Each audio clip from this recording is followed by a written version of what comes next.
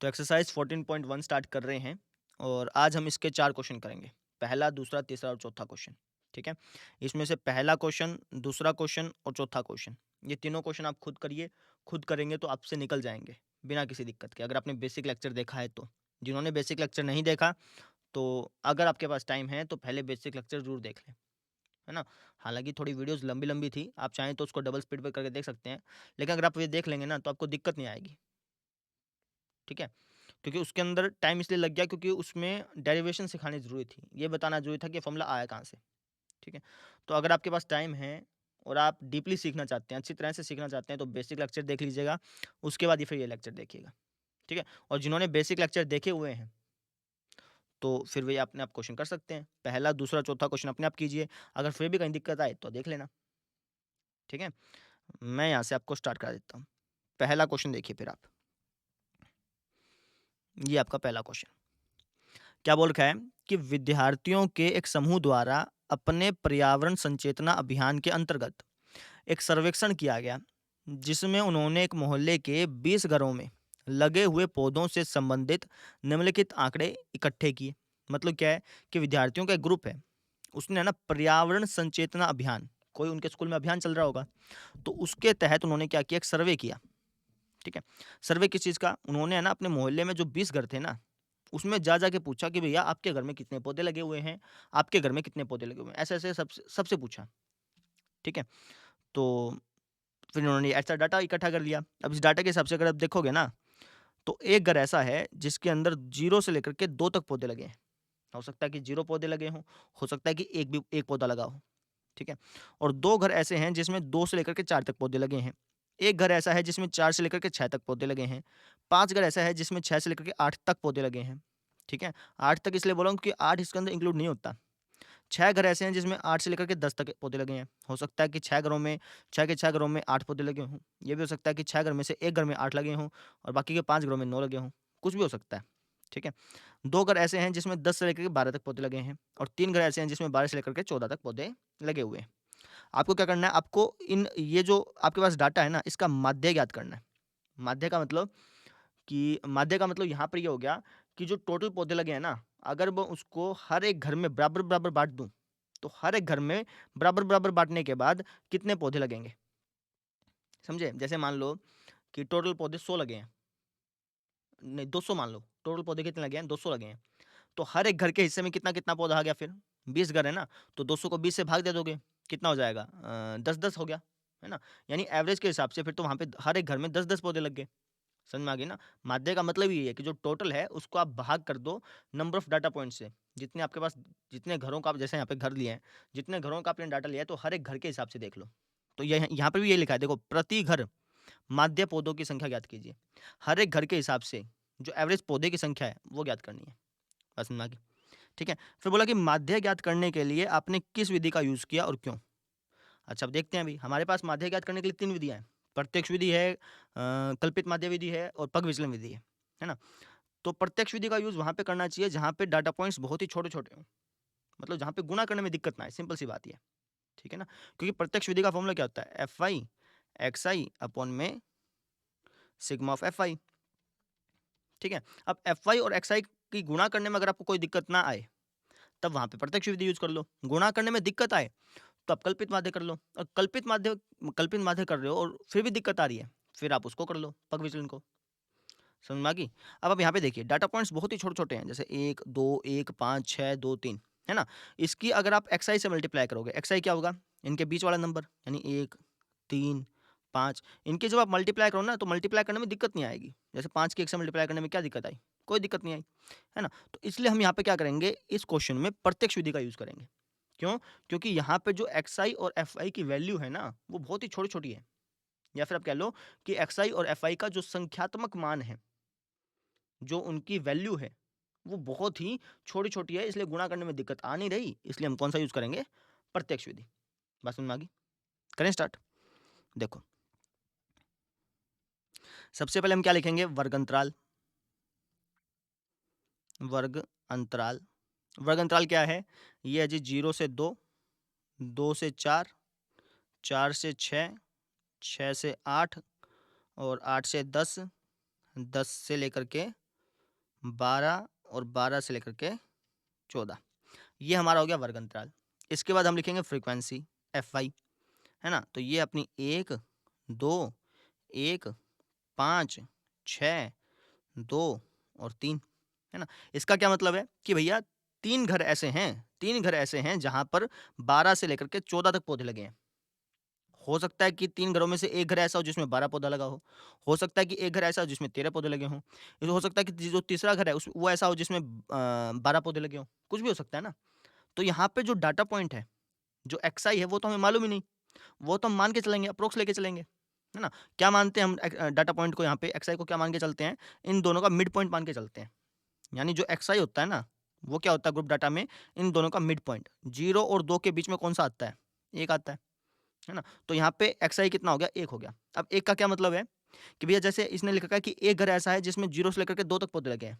हो सकता था कि उस एक घर में 0 पौधे लगे हों, हो सकता था कि एक घर में 1 पौधा लगा हो। लेकिन हमने क्या माना? हमने माना कि उस एक घर में 1 पौधा लगा है। बात समझ में आ गई? ये xi हो गया। xi मानने का तरीका क्या है कि आप लोअर लिमिट यानी कि निम्न वर्ग सीमा और ऊपरी वर्ग सीमा इनको जोड़ करके आधा कर दो। ठीक है? जैसे 2 और 4 के बीच में क्या आता है? 3 आता है। तो एक तो आप डायरेक्टली लिख सकते हो 3, है ना? और या फिर आप चाहो तो 2 और 4 को जोड़ लो, उसको आधा कर लो, तब भी 3 आएगा। बात समझे? ऐसे ही 4 और 6 के बीच में कौन-सा आता है? 5 आता है। 6 और 8 के बीच में कौन-सा आता है? 7 आता है ना? यहाँ पे 7 का क्या मतलब हुआ कि भैया 5 घर ऐसे हैं जहाँ पर 6 से लेकर के 8 तक पौधे लगे हैं। हो सकता था कि पाँचों घरों में 6 पौधे लगे हों, हो सकता था कि पाँचों घरों में 7 पौधे लगे हों, हो सकता था कि 5 घर में से 2 घर ऐसे हों जिसमें 6 पौधे लगे हों, 3 घर ऐसे हों जिसमें 7 पौधे लगे हों। तो हमने यहाँ पे मान लिया, हमने क्या मान लिया कि जो पाँचों घर हैं ना, इन पाँचों घरों में 7-7 पौधे लगे हैं। यानी कुल मिलाकर कितने पौधे हो गए? 35 पौधे हो गए। समझे ना? 7 पंजा 35।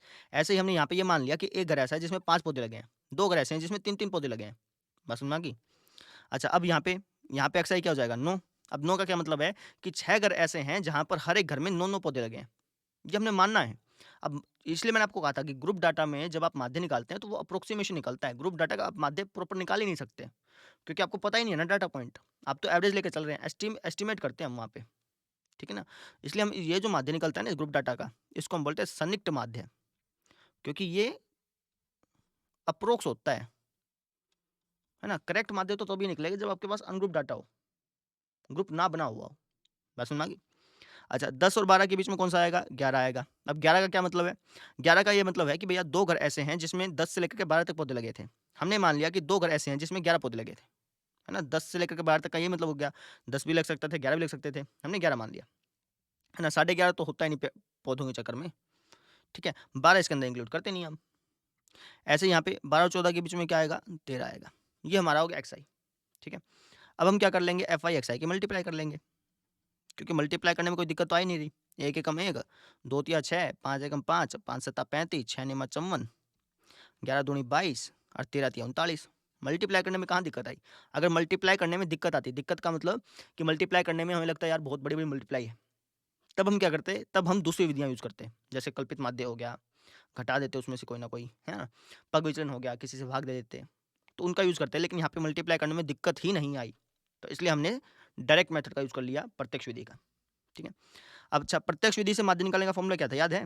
ये होता था हमारा sigma of Fy xi upon में सिग्मा ऑफ Fy, यानी आपको Fy xi का जोड़ करना है। Fy xi तो आपके आगे, इसका आपने क्या करना है? जोड़।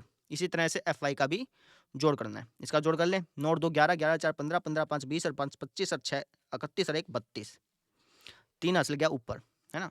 3 और 2 5 और 5 10 और 3 13 और 3 16। समझ में आ गई? अच्छा ये कितना होगा? ये क्या है? ये है अपने ने भैया कितने घरों में सर्वे किया? ये तो हमें पता ही है कि 20 घरों में सर्वे किया, तो 20 होगा। चाहे आप टोटल करके देख लो इसका। समझ में आ गई? ठीक है।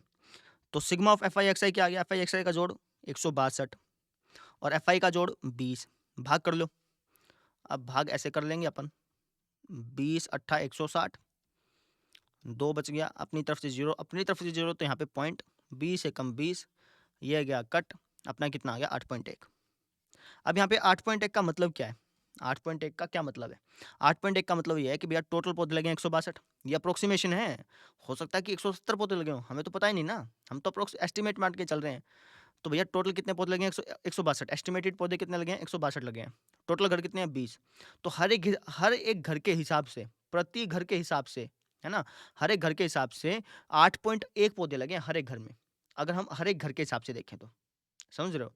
अगर मैं टोटल वैल्यू को, जो डाटा पॉइंट्स का टोटल है, उसको हर एक घर के हिसाब से बाँट दूँ, बराबर-बराबर बाँट दूँ, तो उसमें कितने-कितने पौधे लगे हैं? हर एक घर में कितने-कितने पौधे लगे हैं? 8.1, है ना? अब ये मत समझ लेना कि हर एक घर में 8.1 ही पौधे लगे, नहीं। एवरेज का मतलब होता है कि बराबर-बराबर बाँट देने के बाद हर एक को कितना-कितना हिस्सा मिलता। अगर मैं सबको बराबर-बराबर बाँट देता ना, तो हर एक डाटा पॉइंट को कितना-कितना मिलता, वो होता हमारा माध्य। समझ गए? जैसे यहाँ पे माध्य कितना है 8.1, यानी टोटल 20 घर हैं अपने पास। कितने घर हैं? 20। तो हर एक घर में 8.1 के हिसाब से पौधे लगे हैं। ठीक है? आप चाहे मल्टीप्लाई करके देख लो, 8.1 की 20 से मल्टीप्लाई करोगे 162 आएगा। बात समझ में आया है? ठीक है? ये चीज़ थी। कर लेंगे? नोट कर लीजिए इसको। ठीक है? और ये मान के चल रहा हूँ कि आपने ये क्वेश्चन खुद ट्राई किया होगा, क्योंकि ये क्वेश्चंस आसान हैं, बहुत आसान है। ठीक है? अच्छा, एक बात और, मान लो क्वेश्चन में आ गया कि यार माध्य निकाल लो, एग्जाम में ऐसा लिखा कि माध्य निकालो, तो माध्य किसी भी तरीके से निकाल सकते हो, किसी भी तरीके से। जरूरी नहीं है कि प्रत्यक्ष से ही निकालना है, दोनों बाकी जो विधियां हैं उनसे भी निकाल सकते हो। ठीक है? ये भी जरूरी नहीं था कि इसको भी प्रत्यक्ष से करना था, किसी और से भी कर सकते थे, बस वो लिख देना कि हमने इसको ऐसा क्यों किया। अच्छा, अब यहाँ पे रीजन भी लिखना पड़ेगा। हम कहेंगे कि माध्य निकालने के लिए हमने माध्य निकालने के लिए माध्य निकालने के लिए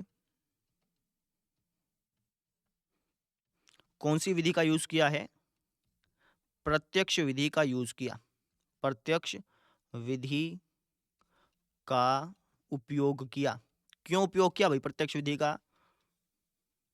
क्योंकि यहां xi और fi के जो मान थे, xi और fi के मान के संख्यात्मक मान लिखो, है ना। वैसे तो वैल्यू वो भी लिख सकते हो, कोई दिक्कत नहीं है। संख्यात्मक का मतलब न्यूमेरिकल वैल्यू इसकी। संख्यात्मक मान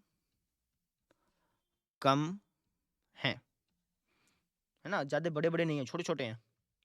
ठीक है, तो इसलिए हमने कौन सी विधि यूज कर ली? प्रत्यक्ष विधि। समझ में आ गई? ठीक है, चलिए जी अगला क्वेश्चन, क्वेश्चन नंबर सेकंड।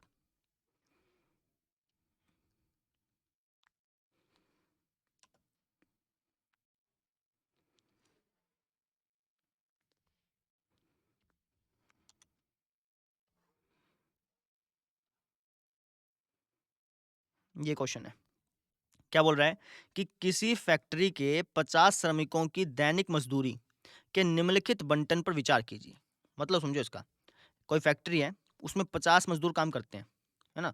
तो उनकी हर रोज की जो मजदूरी है, भाई किसी को 500 रुपये दिए जाते हैं, किसी को 510 रुपये दिए जाते हैं, किसी को 520 रुपये दिए जाते हैं, किसी को 530 रुपये दिए जाते हैं, किसी को 540 दिए जाते हैं, किसी को 550 दिए जाते हैं, है ना। डेली की जो मजदूरी है, उसका जो डिस्ट्रीब्यूशन है, बंटन मतलब डिस्ट्रीब्यूशन, ये डिस्ट्रीब्यूशन है ना।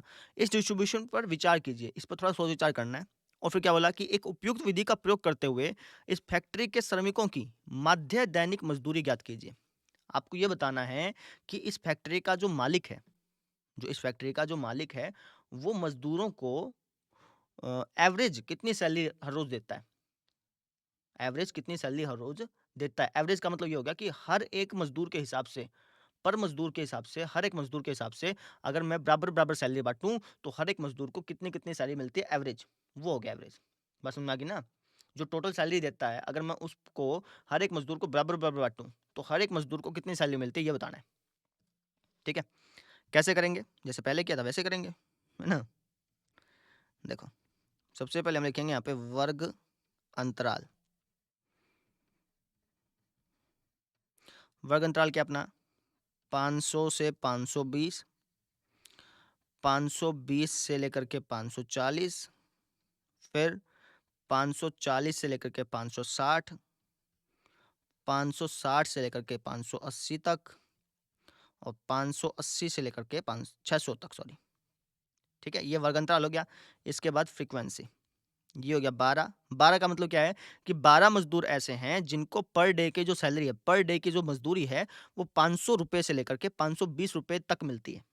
हो सकता है कि 12 में से 6 मजदूर ऐसे हों जिनको 500 रुपये दिन की दिहाड़ी मिलती हो सकता है कि बाकी के जो 6 मजदूर हैं उनको 510 रुपये दिन की दिहाड़ी मिलती हो, कुछ भी हो सकता है। ठीक है ना। तो ऐसे ही यहाँ पे 14 लिखा है, यहाँ पे लिखा है 8, यहाँ पे लिखा है 6, यहाँ पे लिखा है 10। आपको निकालना है एक्सआई। भाई एक्सआई कुछ भी हो सकता था ना, हो सकता था कि 12 के 12 मज़दूरों को 500-500 मिली हो सकता था कि 12 में से 3 मज़दूरों को 510 मिली हो, किसी को 505 मिली हो, किसी को 503 मिली हो, कुछ भी हो सकता था। कुछ भी संभव था, किसी को 502 मिली हो, किसी को 501 मिली हो, ठीक है ना? 500 से लेकर के 520 तक में कुछ भी हो सकता था। हाँ, 520 नहीं हो सकता, क्योंकि 520 तो अगले में आएगा। बताया था ये बात मैंने, है ना? तो अब हम एक्सआई को क्या मानते हैं? एक्सआई को हम 500 और 520 के 500 और 520 का जो मिड पॉइंट है, उसको हम एक्सआई मान के चलते हैं ग्रुप डाटा में, है ना? उसको हम डाटा पॉइंट मान के चलते हैं, ऐसे बोलते हैं, ठीक है? तो क्या 510 हमने मान लिया कि यार एवरेज के हिसाब से जो 12 के 12 मज़दूर जो हैं, एवरेज के हिसाब से देखा जाए तो 510 सैलरी 12 के 12 मज़दूर को मिलती है। हो सकता है किसी को 514 मिलती हो, किसी को 515 मिलती हो, है ना? किसी को 505 मिलती हो। तो हमने यहाँ पे एवरेज लगा लिया। किसी को 514 मिलती हो, 4 कम कर लिए, किसी को 506 मिलती हो, 4 बढ़ा दिए। ऐसे समझ लो, ठीक है? अच्छा, अब यहाँ पे हो जाएगा 530, यहाँ पे 550, यहाँ पे 570, यहाँ पे 590, ये एक्सआई हो गया। अच्छा, अब देखो, अब यहाँ पे विधि कौन-सी लगाओगे? प्रत्यक्ष विधि लगाओगे, कल्पित माध्य लगाओगे या पग विचलन लगाओगे? प्रत्यक्ष विधि लगाओगे तो थोड़ी-सी मल्टीप्लाई करने में दिक्कत आएगी। आएगी ना? 55 को 8 से मल्टीप्लाई करो, 57 को 6 से करो, दिक्कत आएगी। तो प्रत्यक्ष नहीं लगाते, है ना? कल्पित माध्य लगाते हैं, देखते हैं। डीआई लगा दें फिर? कल्पित माध्य के लिए क्या निकालना होता है? डीआई निकालना होता है ना? डीआई क्या होता है? आप एक्सआई में से कोई भी एक नंबर घटाते हैं। कोई भी एक नंबर, ज़रूरी नहीं है कि इसी में से लेना है। 540 घटा सकते हो, 530 घटा सकते हो, 525 घटा सकते हो, कुछ भी घटा सकते हो, आपकी मर्ज़ी है ना? तो एक्सआई में से हम ए घटाते हैं। ए का मतलब अज़्यूम्ड मीन, कोई भी आपने माध्यम मान लिया, उसको आपने घटा दिया, ठीक है? लेट्स से कि मैं इसको ही घटा देता हूँ। किसी को भी घटा सकता था, पहले बता दिया, ठीक है? आप ये मत समझिएगा बीच वाले को घटाना है, किसी को भी, चाहे इसमें से ना भी हो ना, उसको भी घटा सकते हो। मैंने 550 को घटा दिया, ठीक है?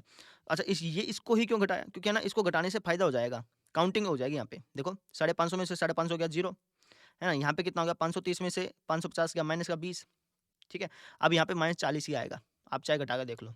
यहाँ पे 20 आएगा, यहाँ पे 40 आएगा, काउंटिंग हो जाती है। जितना-जितना इसके अंदर गैप है ना, जैसे 20-20 का गैप है, तो यहाँ पे भी 20-20 का गैप होता है। यहाँ पे देखो 20-20 का गैप है ना, तो 20-20 का गैप होगा, ठीक है ना? इसलिए हम कोई बीच वाली रकम घटा देते हैं, ताकि घटाने में जल्दी हो जाए, टाइम ना लगे, ठीक है? डीआई निकाल दिया। अब एफआई और डीआई के मल्टीप्लाई कर सकते हो ना, 12 की 40 के साथ, 14 की 20 के साथ कर सकते हैं। लेकिन आप कहोगे यार अभी भी थोड़ा-सा मुश्किल है, मतलब 12 की 40 से करने में कोई दिक्कत नहीं है, और भी छोटा कर सकते हैं क्या? और भी छोटा कर सकते हैं। कैसे? देखो, सारे के सारे नंबर जो हैं 20 से भाग हो रहे हैं। ये भी 20 से, ये भी हो रहा कि नहीं है? तो हम क्या करेंगे, इन सभी नंबर को 20 से भाग दे देंगे। यानी मैंने क्या कर दिया, जो डीआई आया था, जो डेविएशन आया था, इसको बोलते हैं डेविएशन। क्या बोलते हैं? डेविएशन। हिंदी में बोलते हैं विचलन। जो हमारा विचलन आया था, वो उसमें जितने भी डाटा पॉइंट्स थे, ये जो विचलन में जितने भी नंबर हैं, ये सारे के सारे 20 से भाग हो रहे हैं। तो एक काम करता हूँ, मैं इसको 20 से भाग दे देता हूँ। इसको हम बोलते हैं यूआई। क्या बोलते हैं? यूआई। बस नाम दे रखा है और कुछ नहीं। जीआई बोल सकते थे, एफआई, बस नाम देने के लिए हमने यू बोल दिया, है ना? आई बार-बार यूआई बोल रहा हूँ ना, इसको यू बोला जाता है, सिंपल। यूआई तो इसलिए बोल रहा हूँ, यूआई का मतलब फर्स्ट, सेकंड, थर्ड, फोर्थ, आई यहाँ पे जो आई की वैल्यू बदलती रहती है ना, 1, 2, 3, 4 ऐसे-ऐसे, इसलिए। ठीक है? तो अगर आप इसको 20 से भाग दोगे तो ये 2 पे कट गया, ये 1 पे कट गया, ये 0 पे, ये 1 पे और ये 2 पे। अब तो गुणा करनी बहुत आसान होगी, है ना? तो अब हम क्या करेंगे, एफआई यूआई, ठीक है? तो इसको मैं थोड़ा-सा हाइलाइट कर दूँ, आपको थोड़ा-सा गुणा करने में आसानी होगी। इनकी मल्टीप्लाई करनी है, कर दो फटाफट। 12 दूनी 24, 14 एकम 14, 8 जोड़ा 0, 6 एकम 6 और 10 दूनी 20। इनको जोड़ देते हैं, कैसे? 20 और 6 26, 26 में से 14 घटा दो, तो 6 और 4 10 हो गया, है ना? 10 में से फिर 24 घटा दो, या फिर कह लो 24 में से 10 घटा लो, एक बारी ऐसे कह लो चाहे। 24 में 14 हो गया, माइनस का 14 बच गया। कैसे किया वापस देखो, जो पॉजिटिव है उनको इकट्ठा जोड़ दो 26, जो नेगेटिव है उनको इकट्ठा जोड़ दो 38। तो 26 में से 38 घटा दो, या फिर आप 38 में से 26 घटा लो ऐसे। 8 में 6 गया, अच्छा 2 आएगा भाई, मैंने गलती कर दी, एक मिनट देख लूँ। 4 4 8 और 2 1 3, ये 26, हाँ ठीक है ठीक है, गलती से जोड़। 8 में 6 गया 2, 3 में गया माइनस का 12 बचेगा, माइनस 14 गलती कर दी, माइनस 12 बचेगा, ठीक है? अच्छा, क्योंकि माइनस वाला बड़ा है ना। अच्छा, अब हम क्या करेंगे, एफ आई का जोड़ कर लेंगे। कितना हो जाएगा, 10 और 6 10 और 6 16, 16 और 8, 16 और 8 कितना हो जाता है, 24, 24 और 14, 24 और 4 28 और 10 38, 38 और 2 40 और 50 हो गया ये। और आप यहाँ से भी देख सकते थे 50 मजदूर थे, जोड़ने की जरूरत ही नहीं थी, ठीक है? अब हम लिख रहे हैं माध्य। माध्य का फॉर्मूला क्या होगा, हमने कौन सी विधि लगाई है, हमने है ना कल्पित माध्य नहीं लगाई, हमने पग विचलन लगा ली, क्योंकि हमने यूआई भी निकाल दिया ना, तो हमने क्या लगा ली, पग विचलन। पग विचलन का फॉर्मूला होता है sigma of F I U I upon में sigma of F I into में एच प्लस में ए, ये होता है ना। अच्छा जी, एच क्या है? एच होता है इनके बीच का डिफरेंस, चाहे आप इनके बीच का डिफरेंस कह लो या फिर आप कह लो कि हमने जिससे इसको भाग दिया, ठीक है। हम जनरली करते क्या है, जो इनके बीच का डिफरेंस है उसी से भाग देते हैं, इनके बीच के डिफरेंस से ही भाग देते हैं, क्योंकि इससे भाग देने पर अंक बहुत छोटे छोटे हो जाते हैं। तो आप चाहो तो इसको एच कह लो, चाहे आप इसको एच कह लो, जिससे भाग दिया, दोनों चीज़ें सेम है ना इसलिए, ठीक है। अगर मान लो यहाँ पे आप 10 से भाग देते, क्योंकि 10 से भी भाग हो जाते हैं ना, तो अगर आप 10 से भाग देते तो आप फिर 10 को ही एच लिखते हैं, ठीक है। और 10 से भाग देते ना तब भी आंसर सेम आता है, ऐसा मत सोचना कि आंसर लगाया, सेम आता है फिर भी। एच कितना हो गया अपना 20 हो गया, sigma of F I U I, F I U I का जोड़ माइनस का 12 बटाओ सिग्मा ऑफ एफ आई का जोड़ 50 प्लस में ए कितना है, ए क्या होता है हमारा, ये रहा। ए का मतलब अज्यूम्ड मीन, जो आपने माध्य पहले से मान लिया, हमने 550 माध्य मान लिया था ना, तो ये हमारा ए हो गया, ठीक है। अच्छा, अब इसको 0 से 0 काट लो, 12 दूनी हो गया 24 बटे में क्या है 5 प्लस में 550, ये कट गया 5 चौका 20, 4 बच गया 5 अठा 40, 550 में से 4.8 घटा दो, देगा 546.2, नहीं 545.2, कितना आ गया 545.2। अब आप पीछे आंसर देखेंगे ना, पीछे आंसर देखेंगे तो पीछे आंसर अलग मिलेगा, दिखाता हूँ आपको मैं। ये देखो, पीछे आंसर है 145.20, है ना, और अपना आंसर कितना आया, अपना आंसर है 545.20। क्यों, ऐसा क्यों? देखो, जो पीछे आंसर दे रखा है ना, उसमें यहाँ पे 500 से 520 नहीं लिया गया। वो जो क्वेश्चन है ना, उन्होंने सोचा कि यहाँ पे 100 से 120 है, ठीक है ना, पीछे आंसर गलत दे रखा है एक प्रकार से, ऐसे समझिए। अगर आपकी बुक में यहाँ पे 500 520 दे रखा है ना, 500 520 520 से 540, तब तो आंसर आएगा यही। लेकिन अगर आपकी बुक में यहाँ पे 500 से 520 ना दे करके 100 से 120 दे रखा है, 120 से 140 दे रखा है, तब जो आंसर है ना, तब जो आंसर है वो ऐसा आएगा, जैसे ये वाला आंसर आएगा फिर, समझे। जब मतलब जैसे वीडियो बनाने से पहले क्वेश्चन निकालते हैं, सारे क्वेश्चन निकालते हैं, मैं भी निकालता हूँ, हर एक टीचर निकालता है, क्योंकि उसको पता होता है कि वीडियो प्रॉपर बननी चाहिए। तो जब मैं क्वेश्चन बना रहा था ना, मैंने इसी क्वेश्चन को 10 बार किया, मैं सोचा यार आंसर क्यों नहीं आ रहा, आंसर क्यों नहीं आ रहा, आंसर क्यों नहीं आ रहा। फिर मैंने बुक खोल के देखी, एनसीईआरटी इंग्लिश मीडियम, तो उसमें है ना यहाँ पे 100 से लेकर के 120 लिखा है, तो यहाँ पे ये मिस्टेक है आंसर में और कुछ नहीं है, ठीक है ना। आप क्वेश्चन को मत बदलना, आंसर को बदल लेना, कभी आप 100 से 120 करने लग जाओ। अगर आपके बुक में ये आंसर, ये क्वेश्चन है ना 500 से 520, तो आप एक काम करना, यहाँ पे है ना 500 से 520 ही रखे रहना देना, आंसर को पीछे से चेंज कर लेना, क्योंकि आंसर गलत है यहाँ पे। बस समझ आ गई ना, ठीक है। अगला क्वेश्चन करते हैं, चलो क्वेश्चन नंबर 3 कर लेते हैं, ठीक है। अब इस क्वेश्चन को देखना, ये थोड़ा सा अलग है।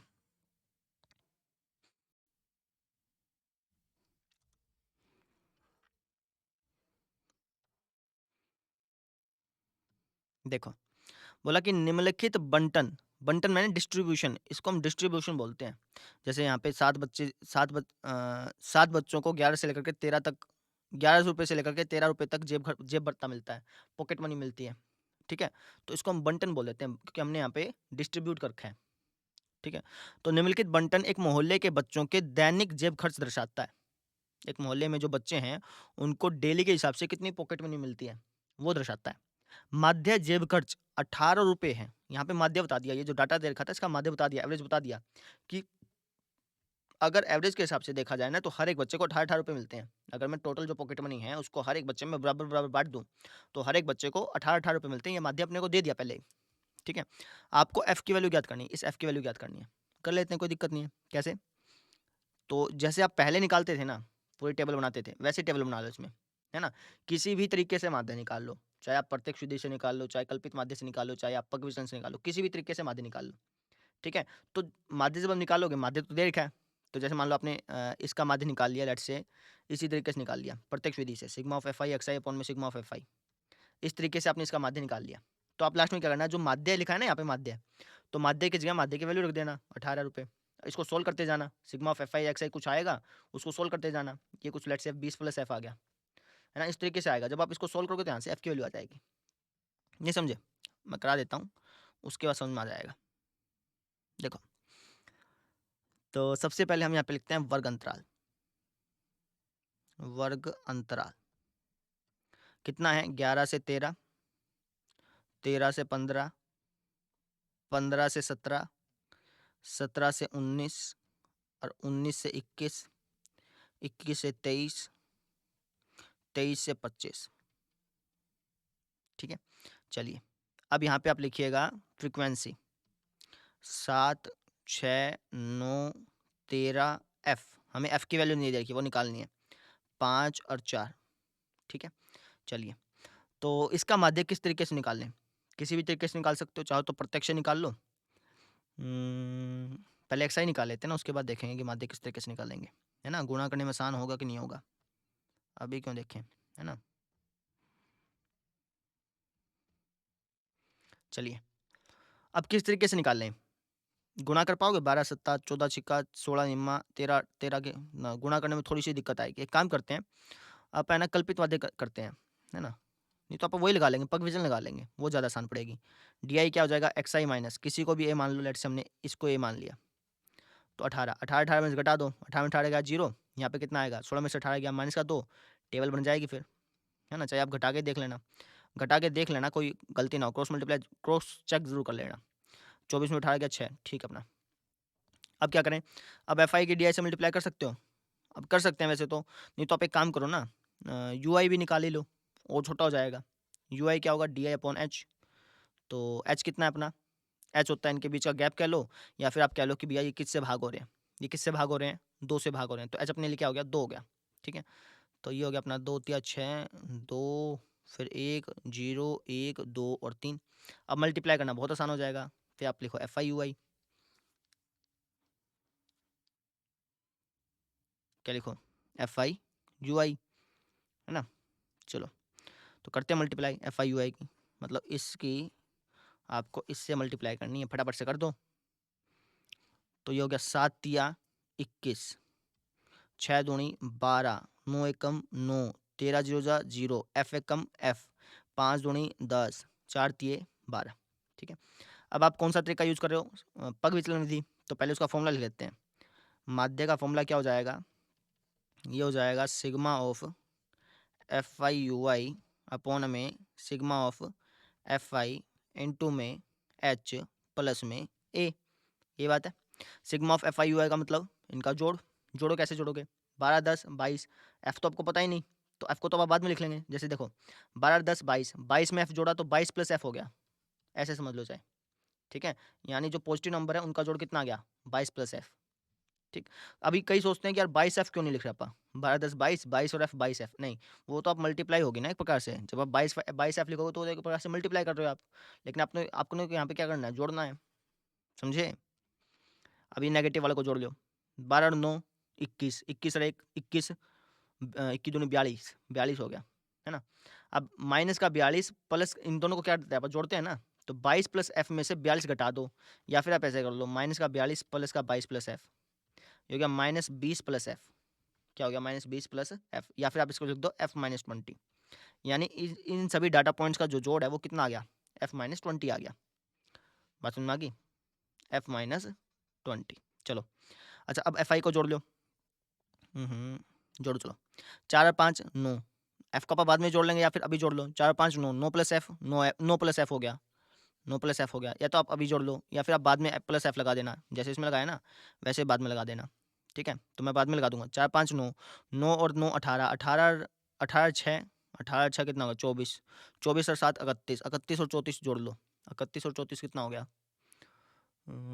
31 और 34 क्यों भाई, 31 और 13, मैं वापस जोड़ लूँ, मेरे से गलती हो गई, 4 5 9, 9 और 13 जोड़ लो, 22, 22 और 9 31, 31 और 6 37, 37 और 7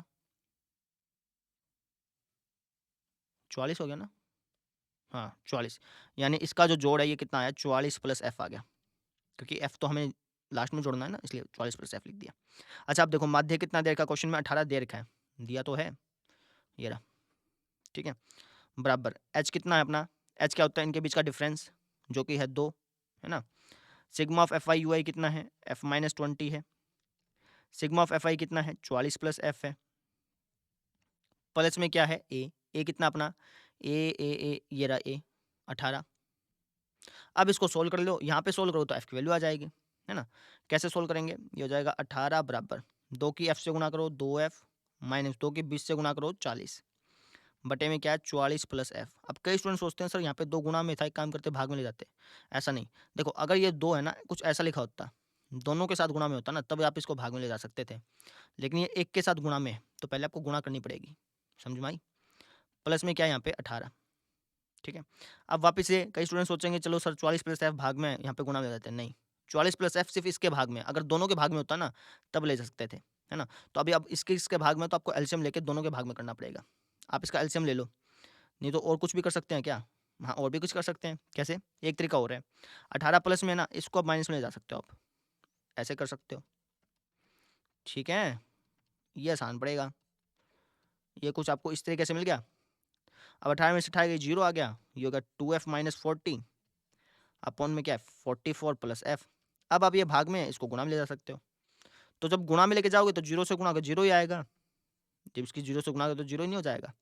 तो 2f माइनस 40 हो गया, ये माइनस 40 यहाँ जाके प्लस का हो जाएगा, 40 बराबर 2f हो गया, दो भाग में हो गया, फिर 20 बराबर एफ आ गया। समझे? दो गुणा में था, भाग में चल गया, कट के एफ आ गया। समझ में आ गई? सेम टू सेम वही सारे स्टेप किए आप, एफ आई एक्स आई करके प्रत्यक्ष विधि लगाते तब भी यही आंसर आता, बस वो थोड़ा सा गुणा करने में दिक्कत आती। कर लेंगे, चलिए अगला क्वेश्चन देखते हैं। लास्ट क्वेश्चन, क्वेश्चन नंबर हमारा 4th। ये क्वेश्चन मैंने बेसिक लेक्चर में 2-3 बार करा रखा है, उस क्वेश्चन को तो खुद ट्राई करो यार। ठीक है, चलो जी।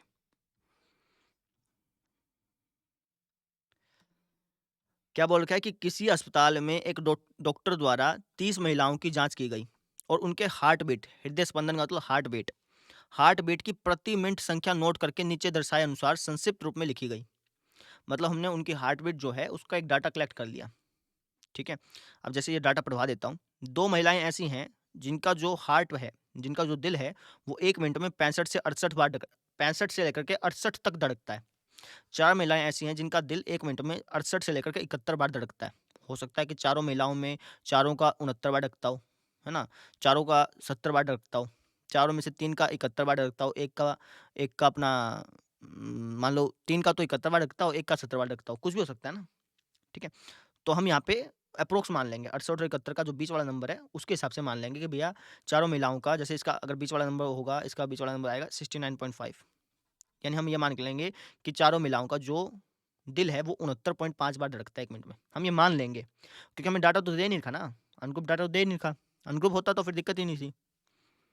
ठीक है, ऐसे ही 3 महिलाएं ऐसी हैं जिनका दिल 1 मिनट में 71 से लेकर के 74 बार तक धड़कता है। 8 महिलाएं ऐसी हैं जिनका दिल 1 मिनट में 74 से लेकर के 77 बार तक धड़कता है। धड़कता बोलने में ना मतलब धड़कता बोला नहीं जाता। 7 महिलाएं ऐसी हैं जिनका दिल 1 मिनट में 77 से लेकर के 80 बार तक धड़कता है। 4 महिलाएं ऐसी हैं जिनका दिल 1 मिनट में 80 से लेकर के 83 बार तक धड़कता है। समझे? ये चीज़ होगी। चलिए, आपको क्या करना है, इन महिलाओं के हृदय स्पंदन की प्रति मिनट माध्य संख्या ज्ञात करनी है, इनका एवरेज ज्ञात करना है। कैसे करेंगे? वही जैसे हमने पहले किया, यहाँ पे लिखेंगे हम वर्ग अंतराल, जो कि अपना 65 से 68, 68 से लेकर के 71, 71 से लेकर के 74, 74 से लेकर के 77 और 77 से लेकर के 80, फिर 80 से लेकर के 83 और 83 से लेकर के 86। चलो जी, हो गया। इसके बाद फ्रीक्वेंसी, ये है 2, 4, 3, 8, 7, 4, 2। इसके बाद एक्सआई, एक्सआई का मतलब जैसे यहाँ पे 2 महिलाएं हैं, इनका दिल 68 से लेकर के 68 65 से लेकर के 68 बार तक धड़कता है। अब हो सकता है कि इसमें से एक महिला का 67 बार धड़कता हो, एक महिला का 66 बार धड़कता हो, है ना? तो हमें तो पता ही नहीं है ना। तो एक्सआई यहाँ पे क्या हो गया, इन दोनों का मिड पॉइंट या फिर इन दोनों का एवरेज कह लो। एवरेज और इनका मिड पॉइंट एक ही तो चीज़ होगी। एवरेज कैसे निकालते हैं? इन दोनों को जोड़ करके, कितने हैं 2 हैं तो 2 से भाग दे दिया। मिड पॉइंट भी ऐसे निकलेगा, इन दोनों को जोड़ करके 2 से भाग दे दो, है ना? तो मिड पॉइंट कैसे निकालेंगे? अगर देखो मिड पॉइंट निकालने के 2-3 तरीके हैं। अगर आपको ऐसे ही पता चल जाए अंदाजा लगा इसको, तो अंदाजा लगा के कर लो, नहीं तो आप एक काम कर सकते हो, इन दोनों को जोड़ के उसको आधा कर लो। 65 और 68 को जोड़ लो, इसको जोड़ोगे तो कितना हो गया, 8 और 5 13, एक असले ऊपर 6 6 12 13, 133 हो गया। इसका कर लो आधा, 2 छके 12, 2 छके 12, 66.5 हो गया। नहीं, एक और तरीका है, इनके बीच में गैप कितने का है, 68 में से 65 का 3 का गैप है। अब 3 का कर लो आधा, 3 का आधा कितना होगा 1.5, तो 65 में 1.5 जोड़ दो, 65 में 1.5 जोड़ोगे तो कितना हो गया 66.5, समझे। ऐसे गैप सब में सेम है, अगर गैप सब में सेम नहीं होता ना तो आपको फिर बार बार देखना पड़ता कि गैप कितने का है, फिर उसको आधा करके जोड़ना, लेकिन गैप सबका सेम ही है तो बस फटाफट से जोड़ते जाओ। 68 में कितना जोड़ोगे 1.5 जोड़ोगे, ये हो जाएगा 69.5, ये 72.5, 72.5 इसका मिड पॉइंट है, समझ गए। हम ये मान के चल रहे हैं जैसे 3 महिलाएं हैं, क्वेश्चन में तो देखा कि 3 महिलाएं हैं, उनका जो 1 मिनट में हार्ट धड़कता है वो 71 से लेकर के 74 बार तक धड़कता है, लेकिन हमें पता ही नहीं ना कि भैया तीनों महिलाओं का क्या पता 73 बार धड़कता हो, तीनों महिलाओं को 72 बार धड़कता हो, क्या पता हो सकता है तीनों महिलाओं में से 2 महिलाओं को 73 बार धड़कता हो। तो हम अप्रोक्स लेके चलते हैं कितना 72.5, हम ये मान के चल रहे हैं कि जो तीनों महिलाएं हैं ना उनमें से हर एक महिला का, तीनों महिलाओं में से हर एक महिला का जो दिल है वो 72.5 धड़कता है, पहले का भी, दूसरे का भी, तीसरा भी, तीसरे का भी। तो इसलिए अब आप मल्टीप्लाई करके देखते हैं कि भैया कुल कितनी बार धड़क गया, समझे। ऐसे यहाँ पे क्या आएगा 1.5 जोड़ दो 75.5, इसमें आ गया अपना 78.5, इसमें 81.5, देख लेना कभी गलत ना हो, अपना चेक कर लेते हैं एक बार में। ठीक है कोई दिक्कत नहीं है ना। अब देखो यहाँ पर आप एफ आई एक्स आई के तो मल्टीप्लाई करने से रहे भाई, बहुत मुश्किल हो जाएगा, बहुत ज़्यादा निकलेगा आंसर फिर भी, लेकिन मल्टीप्लाई कौन करे। तब क्या कर देते हैं डी आई निकाल लेते हैं, सबसे आसान मेथड तो पग विचलन ही है, ठीक है ना। तो पग विचलन से, अच्छा एक बात और, पग विचलन विधि जो है इस साल 2020 में जब ये कोरोना टाइम चल रहा है तो इस साल के लिए कई बोर्ड में से हट चुकी हैं, लेकिन आप फिर भी चाहें ना तो आप एग्जाम में पग विचलन विधि कर सकते हैं। ऐसा हटने का मतलब ये है कि एग्जाम में पूछी नहीं जाएगी, आपसे ये नहीं कहेगा कि पग विचलन विधि से करके दिखाओ, ठीक है ना। आप चाहें तो कर सकते हैं, माध्य निकालने के लिए पग विचलन का यूज़ कर सकते हैं। मैं तो पग विचलन इसलिए करता हूँ क्योंकि बहुत ज़्यादा आसान है ना, नहीं तो आप इस कल्पित माध्यम में भी मुश्किल पड़ती है। जैसे मान लो अब मैं करके दिखाऊंगा, डी आई क्या होता है, एक्स आई में से कुछ ए घटा दो, ए जैसे आप मान लेते हैं, इसको मान लिया, तो सबसे पहले इसको घटा देते हैं, 75.5 में से 75.5 घटा दिया, 0 बच गया, है ना। अब इसी तरह से 72.5 में से 75.5 घटा लो, क्या हो जाएगा -3 हो जाएगा, 3 का गैप है ना यहाँ पे, हाँ 3 की टेबल चलेगी, यहाँ पे -6 होगा, यहाँ पे -9 होगा, यहाँ पे 3 होगा, यहाँ पे 6 होगा, यहाँ पे 9 होगा। आप चाहो तो आप मल्टीप्लाई कर लो, लेकिन और भी आप छोटा कर सकते हो, तो और छोटा क्यों ना करें, है ना, और छोटा कर लेते हैं। और छोटा करने के लिए क्या करना पड़ेगा आपको, ये जो आपका डी आई आया है इसको आपको किसी एक नंबर से भाग देना पड़ेगा, किसी से भी दे सकते हो, लेकिन आप देखो ये सारे के सारे 3 से भाग हो रहे हैं, है ना, 3 से बड़ी कोई संख्या नहीं है जिससे भाग हो जाए। जैसे मान लो 6 से आपको जी है तो 6 से भी भाग हो रहे हैं, लेकिन 6 से सारे तो नहीं हो रहे ना, सारे देखें अपने ने, तो 3 से भाग कर देते हैं, ये हो गया 3 तिया 9, 2 1 0 1 2 और 3, बस समझ में आ गई।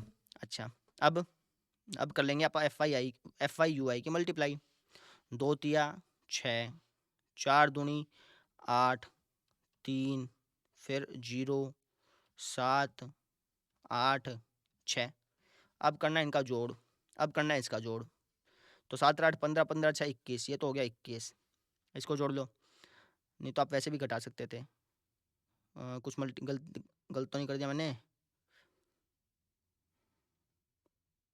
नहीं ठीक है, 8 6 14 3 17, तो 21 में से 17 गया, 4 बच गया, इसको जोड़ लो, जोड़ने की जरूरत नहीं पड़ेगी, टोटल 30 है ना, तो ये भी 30 ही तो आएंगे।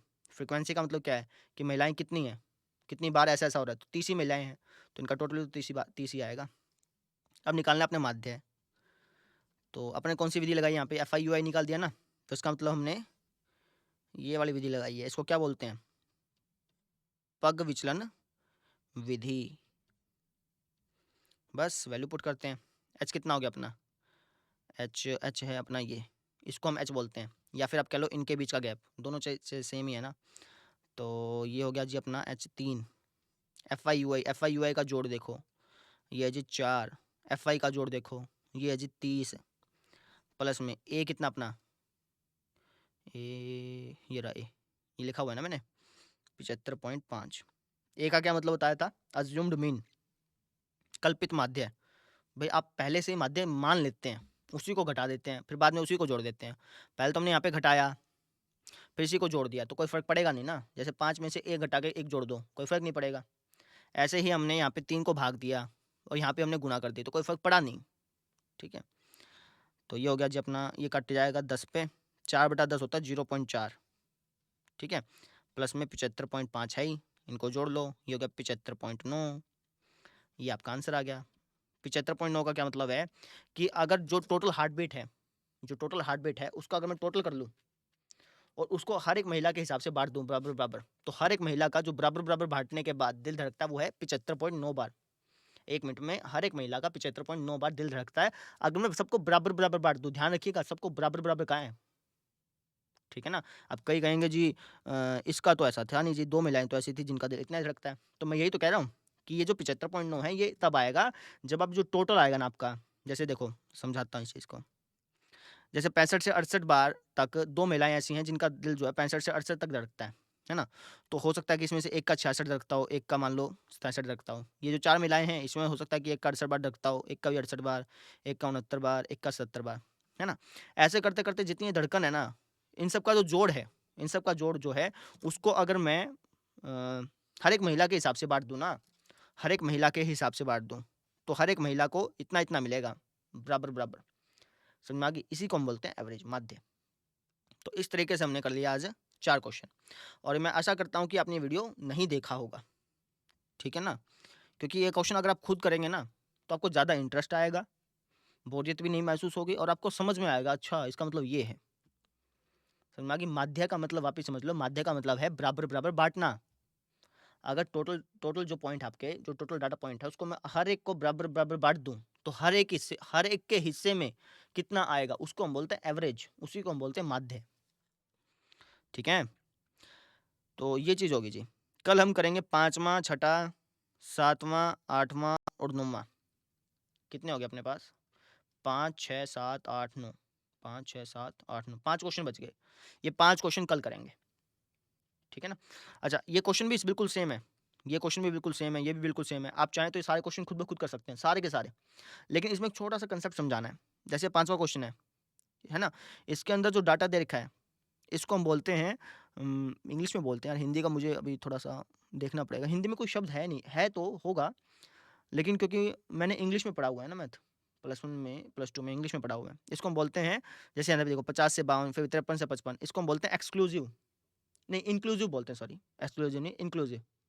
इंक्लूसिव सीरीज़ बोलते हैं इसको। कल बताऊँगा आपको मैं, ठीक है? हो सकता है कि कभी गलत बोल दूँ मैं। ठीक है? तो इस डाटा को हम क्या क्या बोलते हैं? इस डाटा को क्या ज़रूरी है कि आधा जोड़ के आधा घटा के आधा जोड़ना है? क्या ये ज़रूरी है? बिना नहीं, ज़रूरी नहीं है, है ना? तो किस स्थिति में ज़रूरी है, किस स्थिति में ज़रूरी नहीं है, सारी बातें यहाँ पर कल करेंगे, ठीक है? तो आप एक काम कर सकते हैं, आप छठा क्वेश्चन, 7वाँ क्वेश्चन और वैसे तो 8वाँ भी कर सकते हैं, कोई दिक्कत नहीं आएगी। स सारे क्वेश्चन करके देख लेना, सारे क्वेश्चन के आपके आंसर तो आ ही जाने हैं। 5वाँ, छठा, 7वाँ, 8वाँ और 9वाँ, ये पाँचों के पाँचों क्वेश्चन आप खुद ट्राई कर लेना, किसी भी विधि से जिसकी आपकी मर्ज़ी हो, है ना? तो आप खुद ट्राई कर लेना, खुद ट्राई करने के बाद कल के लेक्चर में जो है वो 5वाँ क्वेश्चन आप देख लेना और ये एक 9वाँ क्वेश्चन देख लें, सॉरी 8वाँ क्वेश्चन देख लेना। ये दोनों क्वेश्चन कल देख लेना, आज करोगे तब भी आपका आंसर आ जाएगा। कल इसलिए थ देख लेना क्योंकि इसके अंदर छोटा-सा कांसेप्ट बताना है, ठीक है? टॉपिक रह गया छोटा-सा, वो बताना है, ठीक है? इसलिए मैं आपको कह रहा था सांख्यिकी बहुत फैली हुई है। बहुत ज़्यादा आपने 4 लेक्चर बना दिए बेसिक कांसेप्ट के, लेकिन अभी भी एक टॉपिक रह गया फिर भी, समझे? इतनी फैली हुई है ये, ठीक है? तो कल मिलते हैं फिर। Thank you.